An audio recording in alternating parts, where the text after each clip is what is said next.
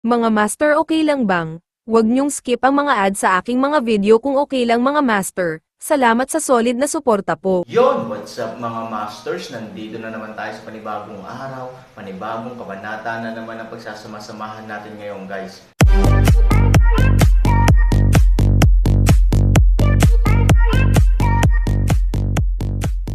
Bali mga masters, kung bago ka pa lang po sa aking YouTube channel, please click the subscribe button, lalong-lalo na po yung notification bell guys, para maging connected pa rin tayo sa isa't isa at maging updated kayo sa mga susunod ko pang video. Bali mga masters, bago natin umpisahan ng kwento ay mag-shoutout po muna tayo para sa mga solid nating tagapakinig. Shoutout kay Alan Villarazo, shoutout kay Raimundo Dayundon. Yun na nga mga masters, no? Bali hindi na ito patagalin. In 3, 2, 1, let's go! 200 metro, 100 metro. Ganap na malapit, patayin. Ngunit nang malapit nang marating ng mga taong nakaitim ang tarangkahan ng lungsod, lumabas ang Departamento ng Hygiene, na matagal nang nagtatago. Ang digmaan ay sumiklab sa pagitan ng dalawang panig, at nagkaroon ng maraming pagpatay sa ilang sandali. Gayunpaman, sa mata ng sinuman, ito ay walang iba kundi ang huling matigas na pagtutol ni Han Sangkanbo. Dito pala nakatago ang puwersang ito. Hindi inaasahan, ngunit makatwiran. Tila muling pinaliit ni Han Sanchen ang linya ng depensa, at ang mga tropa mula sa lahat ng panig ay nagtipon sa pangunahing gate. Malinaw, ito ang huling pagtutol. Sa makatuwid, tila naiintindihan ng lahat na biglang bawiin ang depensa ng lungsod bago muling tumingin kay Han Sanchen. Oo, kung sino man sa kanila, ano pa ang magagawa nila bukod sa paggawa nito? Ang pag-urong ng defensive line ay maaaring mukhang medyo walang ingat, ngunit ito ay walang magawa kapag iniisip mo ito. Tama, hindi marami ang mga tropa ni Han Sanchen, at lahat ng depensa ng lungsod sa kabilang tatlong panig ay binawi dito, at lahat ay nagyayakapan upang magpainit, iyon lang ang tanging paraan upang gawin ito. Bagamat alam nilang lahat na walang supply ng apoy sa makapal na nyebe, umaasa lamang sila sa maliit na katawan ng tao kapag sila ay yamakap. Ang temperatura ay tuluyang lulubog ng hangin, ngunit ito ay malulubog ng hangin ng tao. Pwede na rin tayong umalis. Matapos ang mga salita ay bumagsak, bagaman maraming mga tao ang hindi talaga umalis, ang kanilang mga mata ay matagal nang nawala ang pag-asa at espirito na mayroon sila. Nakatakda na ang wakas, sandali na lang. Han Sanchen, hindi ka na makakapaglaro. Kitang-kita ng espesyal na sugo sa harap ng pormasayon ang mga sundalo sa kabilang tatlong panig ng tarangkahan ng lungsod na napapaligiran niya sa oras na ito. Bagamat sila ay pansamantalang hinaharang ngayon, hindi bababa sa ito ay nagpapakita na ang kanilang estratehikong plano ay matagumpay. Isang hakbang na lang ang layo mula sa pagiging ganap na bilugan. Espesyal na sugo, bahagyang ngumiti ang nasasakupan. Bagamat hindi siya nagsalita, halatang halata na ang kahulugan. Iyon ay, hayaan ang espesyal na sugo na magbigay ng utos upang tapusin ang huling suntok. Ngayon, isang layer na lang ng window paper ang natitira. Sige, utusan ang mga tropa na gamitin ang daan na napuno upang suportahan, lampasan ang mga hadlang sa lalong madaling panahon, at kumpletuhin ang huling pagkubkob. Noong una, gusto niyang gumugol ng isa pang araw para makumplito ang pinal na plano, ngunit hindi niya inaasahan na hindi na makapagpigil si Han Sanchen, at nagpakita siya ng malaking depekto. Natural, hindi maaaring pabayaan ng espesyal na sugo ang ganitong pagkakataon. Bagamat hindi pa ganap na nakompleto ang pagpupuno, at imposibleng pagsamahin ang mga nakaraang tropa, walang problema sa lahat ng maliliit na nakaraang tropa. At ang mga puwersang ito ay sapat na upang mabutas ang huling layer ng window paper. Oo, nanguna ang mga subordinate, at hindi nagtagal, nagsimula na ring mag-deploy ng lakas tao ang frontal troops, gamit ang napuno ng roadbed upang mabilis na pumunta sa suporta. Bilang resulta, si Han Sanchen ay mabilis na napapalibutan ng mas makapal, at bawat isa sa kanila ay nagsimulang magpumiglas ng unti-unti. Ngunit ang maganda ay hindi nagtagal pagkatapos ng labanan, ang bawat isa sa kanila ay may kaunting lakas, kaya't kakayanin nila ito ng ilang sandali. Miss, ngayon na ba tayo kikilos? Sa di kalayuan, napansin din ni Chimeng ang biglang pagliko ng labanan, at nagmamadaling nagtanong. Napakunot ng noo si Lura Oxen, hindi niya inasahan na si Han Sanchen ay nakipaglaban sa Isang masiglang laban kahapon at nanalo ng napakasaya at umaasa. Dahil din dito, nanood siya dito ng madaling araw, naghihintay kung anong uri ng magandang palabas ang gaganapin ngayon, ngunit sinong mag-aakala na saglit lang, si Han Sanchen ay nadala na sa kamatayan. Bagamat hindi siya si Han Sanchen, ngunit kahit siya ay talagang ayaw, at ito ang katapusan ng bagay. Miss, huwag ka nang mag-alinlangan pa. Parami ng parami ang mga kalaban na paparating. Kung hindi tayo gagawa ng aksyon sa oras, iligtas mo pa si Han Sanchen, natatakot akong mahihirapan tayong pumasok sa pagkubkob. Oo, ang sinabi ni Chimeng ay talagang makatwiran, sa sandaling pinalibutan siya ng kaaway ng masyadong mabangis, kahit na sila ay kailangang tumitig ng balisa mula sa labas. Sa ganitong oras na, wala nang magagawa pa si Han Sanchen. Miss, order na. Matapos tingnan ng malalim si Chimeng, sa wakas ay nagngangalit si Luroxen at tumango. Go, Chimeng, subukan ang lahat para iligtas siya. Ang alipin ay sumusunod. Matapos malaglag ang mga salita, tumayo si Chimeng at umalis.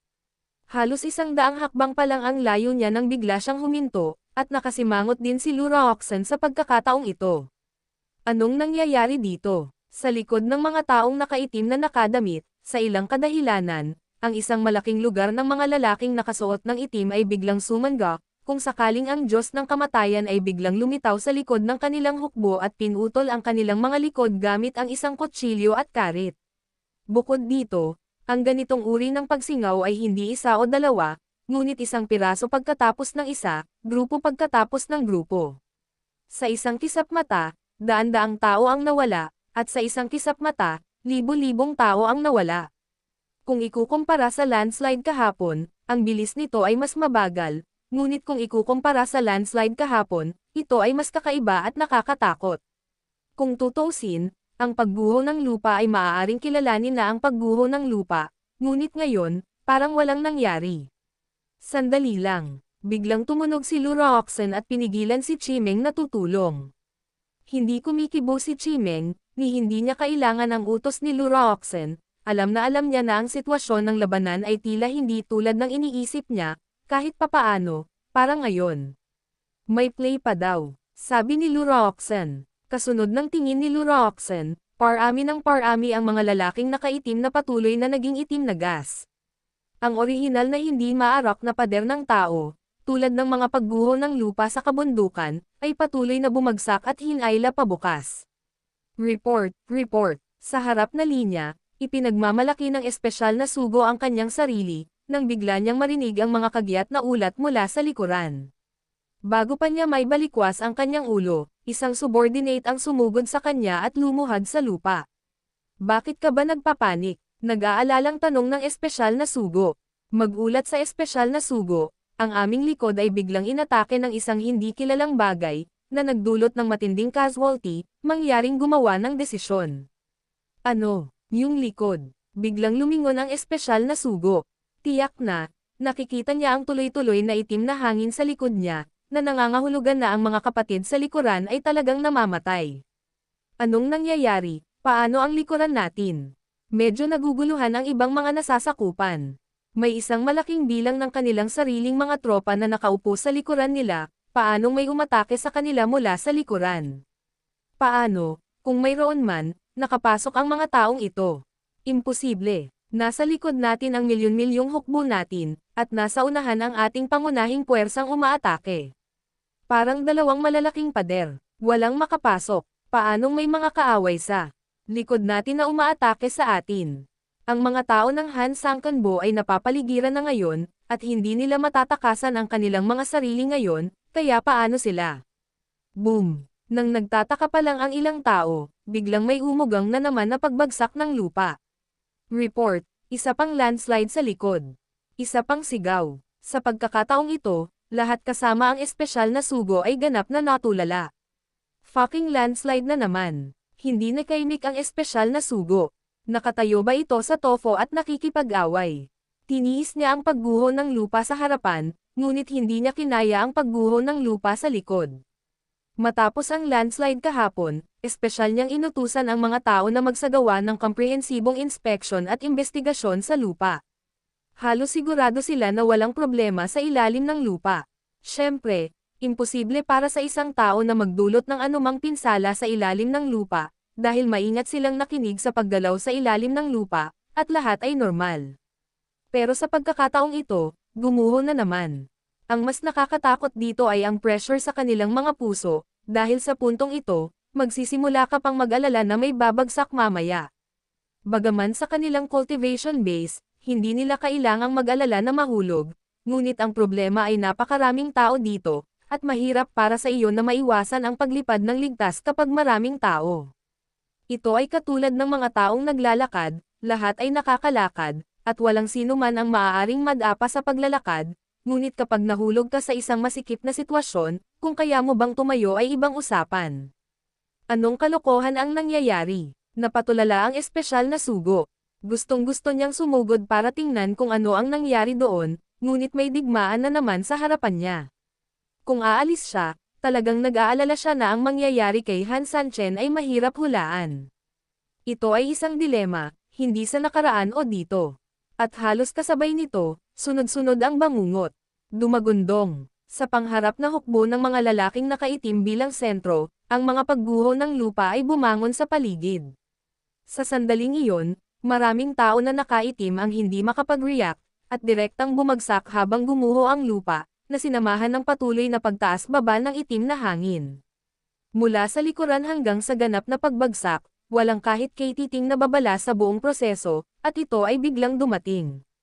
Ang hukbo ng mga lalaking nakaitim ay nagulo, at hindi nila alam ang nangyari saglit, tanging walang hangganang takot ang tumama sa kanilang mga puso. Walang nakakaalam kung ano ang mangyayari sa susunod na segundo, at walang nakakaalam kung sasapitin sila ng sakuna sa susunod na segundo. Special Envoy. Nagmamadaling utos ng ilang nasasakupan, umaasang makakapag-utos siya kaagad. Pero gulong-gulo ngayon ang Special Envoy, paano niya naisip ang gawin agad? Pagkatapos ng lahat, kapag nakuha ang maling ideya, magdaragdag lamang ito ng kalituhan sa hukbo. What the hell is going on? Bakit? Bakit nangyayari ito? Binabugbog na tayo, bagsak na ang mga paa natin, pero ang katawa-tawa ay hindi natin alam kung ano ang nangyari sa ngayon. Halika na. Sa wakas ay sumigaw ang espesyal na sugo sa pagkadismaya. Maraming subordinate ang nagmamadaling kumuha ng mga order, maghihintay ako. Nahati kayo sa dalawang grupo. One way, rush to the rear immediately to investigate who are attacking US, and the other way ay agad na sumugod sa landslide. This time, I want you to find out what happened to me at any cost, thing. Kung hindi nila maisip kung paano nabuo ang pagguho ng lupa sa pagkakataong ito, kung gayon ang pagguho ng lupa ay magiging ganap na isang konbensyonal na estratehikong sandata, at patuloy silang mga asar at umaatake hanggang sa sila ay mapagod at makaranas. Panang matinding pagkalugi. Oo, matapos ang mga salita ay bumagsak, ang frontal na tropa ay nagsimulang kumilos ng direkta. Patayin. At halos kasabay nito, si Han Sanchen, na walang tigil na nagtatanggol sa lahat ng oras, ay mayroon ding napakalaking demonyong enerhiya sa oras na ito, at direktang binuksan ang libro, nagmamadaling lahat. Ang departamento ng peklat at ang matako ng kasamaan ay kumilos din nang marinig ang balita, at biglang nagpuwersa. Sa isang iglap, ang grupo sa harap ng mga lalaking nakaitim, na medyo lumalaban pa, ay biglang humarap sa pinakamalakas na ganting atake. Gayunpaman, sa unahan ng larangan ng digmaan, napakahirap para kay Scar na makalusot sa pagkubkob, pagkatapos ng lahat, pinalibutan na siya ng kalaban, napakalapit. Kahit na siya ay gumawa ng biglaang pagsisikap, mahihirapan pa rin itong epektibong makalusot sa depensa ng kalaban. Sa kabaligtaran, si Han Sanchen at ang Tao Tai of Evil ay may ganap na lakas ni Zing Erbajing, sino ang makakapidyo sa kanila kapag lumipat sila sa isang direksyon at hamampas ng may lakas. Kahit na mayroong daan-daang mga tao na nakabitin sa kanilang mga katawan, ang kanilang malakas na paglilinang ay maaari pa rin silang huwag pansinin ang mga taong ito ng direkta, at atakihin ang panig na ito ng may puwersa. Nakakita ka na ba ng O'Neil Dunk? Ang ganap na Panginoon ng basket, maaari mong pigilan siya, ngunit maaari ka rin niyang ibitin at magsawsaw sa basket ng husto. Si Han Sanchen at ang matako ng kasamaan ay mga higanteng antas din sa larangang ito ng digmaan. Maaari mong bitag sila, ngunit kung saan mo gustong bitag sila ay tiyak na hindi sa iyo. Sa alternatibong pagpasok ni Han Sanchen at Evil Tao Tai, ang magulong porma sayon sa harap ng mga lalaking nakaitim ay biglang naging mas magulo. Hold M for me. Ang espesyal na sugo ay sumigaw ng may pag-aalala, sumayaw, at sobrang irritable. Paano naging gulat ang napakalaking hukbo sa isang kisap mata? Ngunit kahit na sumigaw siya sa kanyang lalamunan, ito ay walang silbi. Nakapalibot man ito kay Han Sanchen o sa masamang mata ko, hindi dahil sa hindi nila sinubukan ang kanilang makakaya, ngunit masyadong malakas ang kalaban, at mahirap para sa kanila na tumayo. Nataranta ang espesyal na sugo, at nagmamadaling hinablot ang isang nasasakupan sa tabi niya. Damn it, hindi pa naniniwala ang mga taong pinadala ng dalawang panig. Agrabyado ang subordinate na yan, andito ka, andito naman ako, tapos kung hindi mo hinintay yung letter from the other side, di ko na rin hinintay, wala nang silbi na mag-alala ka sa akin. Basura. Ang espesyal na sugo ay biglang itinapon ang nasasakupan, at pagkatapos ay humantong sa ilang mga tao patungo sa likuran. May Han Sanchen sa front line, at may mga masasamang matako. Bagamat may mga taong nanggugulo sa kanila, hindi ito nangangahulugan na siya ay ganap na ligtas. Sa ngayon, wala siyang ibang choice kundi maghintay ng reconnaissance mula sa likuran. Oo nga, makalipas ang 10 segundo, ilang mga subordinate na pumunta sa scout mula sa likuran ay tumakbo pabalik.